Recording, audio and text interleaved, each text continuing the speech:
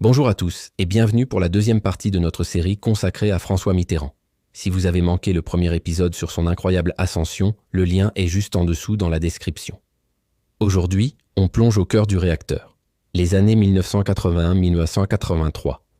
Accrochez-vous, car la France va changer de visage à une vitesse fulgurante. Le 10 mai 1981, Mitterrand est élu. Loin de savourer sa victoire, il se met immédiatement au travail. Le slogan de campagne « Changer la vie » n'était pas qu'une simple promesse. C'était un programme, une feuille de route pour une transformation radicale de la société. Et le gouvernement de Pierre Mauroy va appuyer sur l'accélérateur. L'une des toutes premières mesures, et sans doute la plus symbolique, est portée par le garde des Sceaux, Robert Badinter.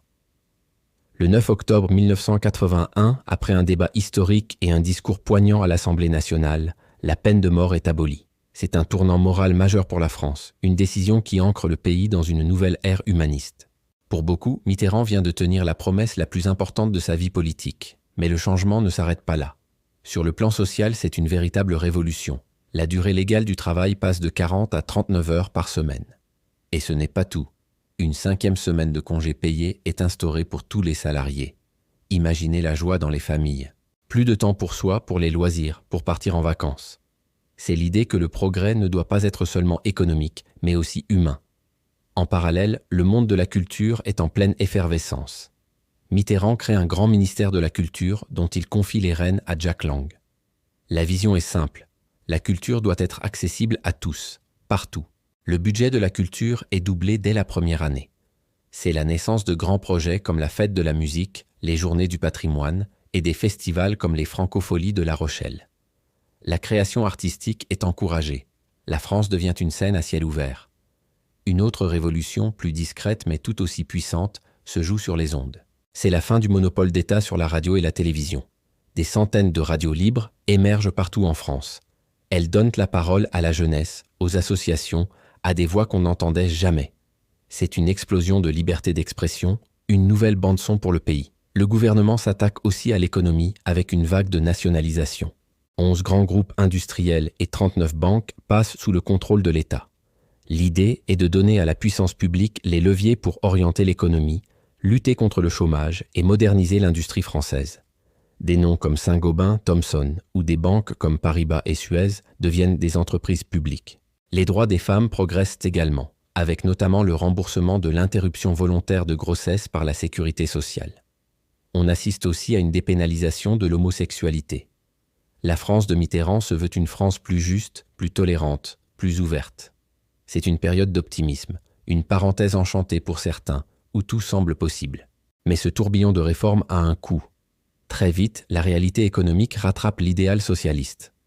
Dès 1982, les signaux d'alarme s'allument. L'inflation s'envole, dépassant les 12%. Le chômage, loin de diminuer, continue de grimper. Le déficit commercial se creuse de manière inquiétante.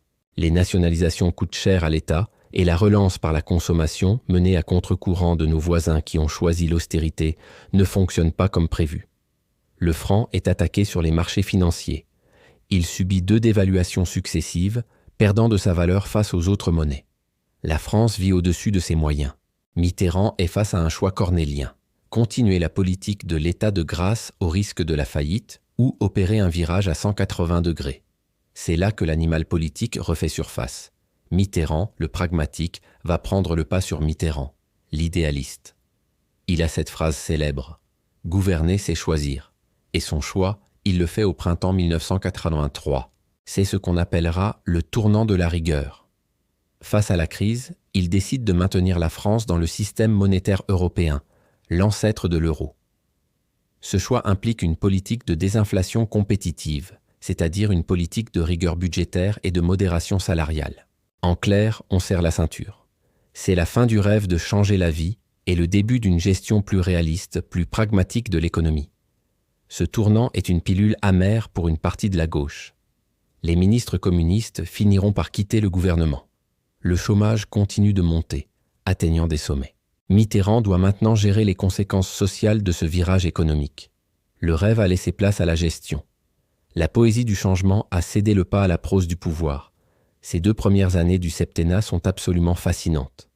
Elles montrent à la fois l'ambition incroyable de la gauche arrivée au pouvoir et la dureté du principe de réalité.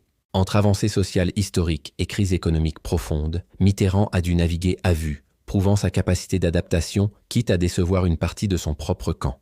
C'est ce virage de la rigueur et ses conséquences que nous explorerons dans la troisième partie de notre série. Comment Mitterrand a-t-il réussi à se réinventer et à surmonter cette crise majeure? Merci beaucoup d'avoir regardé cette vidéo jusqu'au bout. Si ce format vous plaît, n'hésitez pas à laisser un pouce bleu, ça aide énormément la chaîne.